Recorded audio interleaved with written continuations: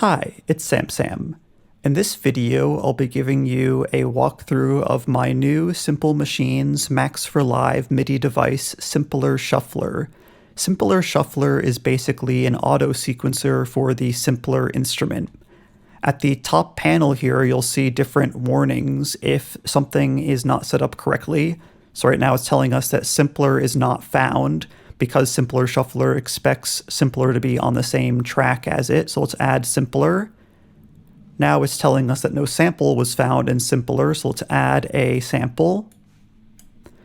And lastly, we have to enable Simpler slicing playback mode, so we'll click on Slice, and now all the warnings have been cleared. There are two ways to play back Simpler Shuffler. The first is using the transport. So starting the transport will start playback, and stopping the transport will stop playback. Let's try that now. The other way to play back Simpler Shuffler is using MIDI. So a note on message will start playback, and a note off will stop playback. There's also a MIDI through option. If you want to send MIDI data through the device, you can turn that on. And then you can set the playback rate either using synced note values, including dotted and triplet values, or in milliseconds. Next, let's look at the length and repeats options. This sets the overall length of the pattern, which is the length times repeats. So right now, the total length would be 16. Length refers to how many slices are chosen. So 4 slices are chosen, and each slice is repeated 4 times. So if I change length to 2 and repeats of 1, it'll select 2 different slices and repeat them. Now if I change repeats to 2, it'll repeat each slice 2 times.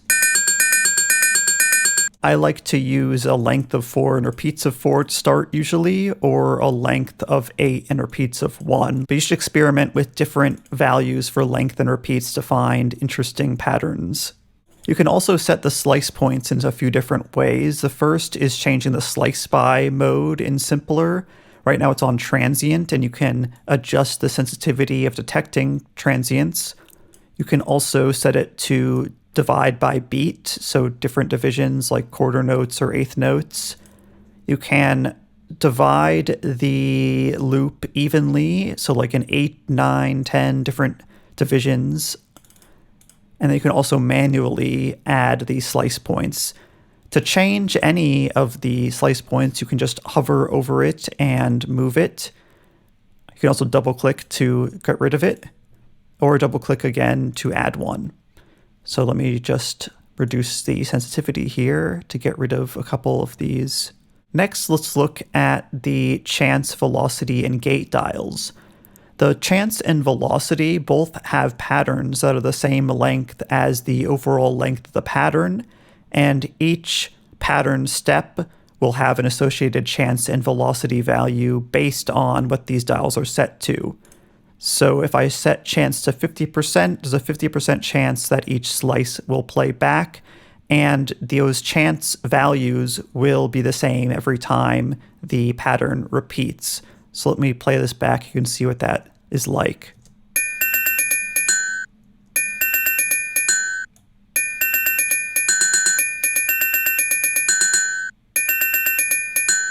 And this will sound a little bit different depending on if Simpler is in trigger or gate mode.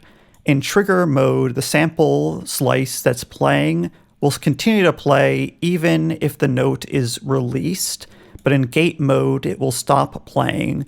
So you'll notice in gate mode that when a note does not play because the chance value is lower, then you'll get kind of a cutoff sound when the previous slice that was playing stops playing. So let's listen to what the difference is like.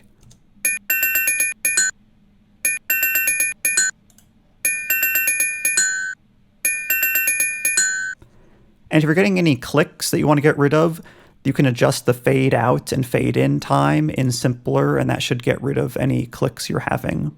So velocity, the dial sets the minimum possible velocity value for the velocity pattern.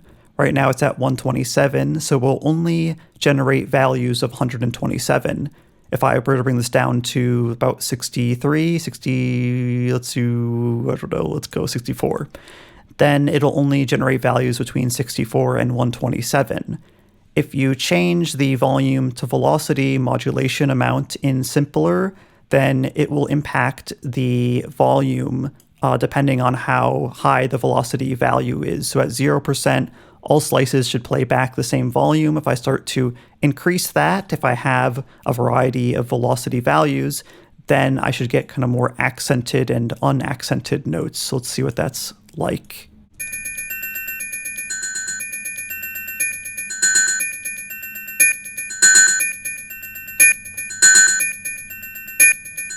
And lastly, there's the gate value, which is a global value that sets the duration of each slice playback as a percentage of the rate. So right now we are at a rate of 16th notes, so a gate of 100%, each slice will be a 16th note in length. If I put that around 50%, then it should be about a 30-second note in length.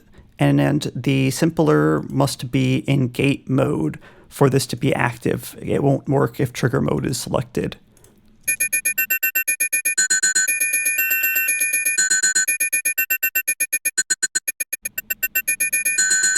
Simpler Shuffler also has 18 different patterns that are in this pattern bank, and these are going to be randomly generated with each instance of Simpler Shuffler. You can switch between these either by clicking on the different letters, or you can automate them or control it with a MIDI controller. So let's just try switching between some of the different patterns.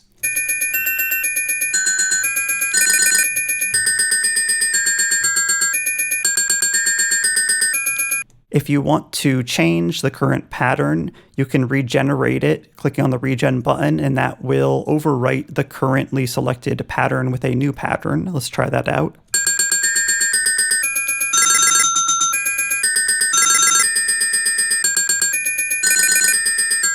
And these patterns will save with your live set. So if you like the patterns that you found, if you save your live set and reopen it, they will be saved and they will work as expected. Lastly, all of my devices have a device info button. If you click on that, you'll see the Simple Machines logo. If you click on the Simple Machines logo, you'll be taken to the Simple Machines website. You can also see the version of the device that you have on your computer, and you can check that against the Simple Machines site to make sure that your device is up to date. But I'll also always send out an email when I update any of my devices. So that's a broad overview of Simpler Shuffler. You can find a download link in the video description below. I hope you enjoy using it. Thank you so much for watching, and I'll see you next time.